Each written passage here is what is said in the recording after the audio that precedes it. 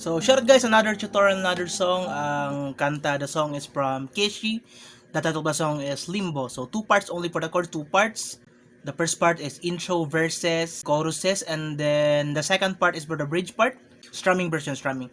At ulit sa mga naghanap ulit ng manipis sa string for my Filipino viewers, check lang Shopee link sa baba. Manipis ito, hindi masakit sa kamay pang practice. Mas maigi kung 2 set yung bilhin para may backup kayo. No, maganda pang practice to guys, kasi manipis nga. At mas maigi kung 2 sets nyo bilhin para may backup kayo agad in case na maputol ang first or second string. So, check lang Shopee link sa baba, manipis sa string. So, first part muna, these are the chords. First part, strumming version of the song, strumming version. Shout first.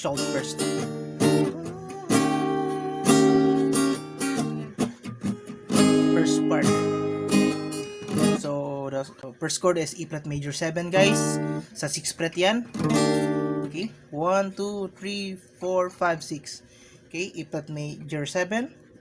Then second chord is E flat 7. Okay, E flat major 7, then E7.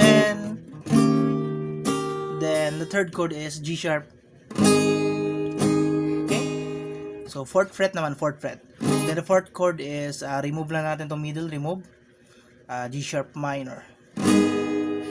Okay, so intro, verses at choruses, no? Play natin. Ang string pattern pala, down, up, down, up, down, down, down, down, up, down, up, down, down, up, down, up, down, down. So that is the first part. Sabayan natin, sabayan natin. Down, down, down, up, down, up, down, down, up, down, down. Okay? Down, down, up, down, up, down, down, down. Okay, so sabihin lang timing, down, down, down, up. And then the second part guys is a bridge part. Second part naman tayo, yun ang mga unang chords, intro, verses, chorus. Dito naman sa bridge part, 4 chords only para sa bridge part. So play natin, ito mga chords pa rin. E major 7 first, be like limbo. Then ang second chord na dito ay baba tayo sa 4th fret. So C sharp major 7. Mula dito sa E flat, C sharp major 7, second chord. So play natin. Limbo. Okay? And then ang third chord ay G sharp. Then the fourth chord ay B major 7. Okay? So play natin ulit. Bridge part.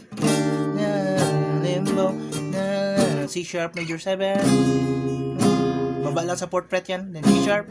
And then B flat major 7.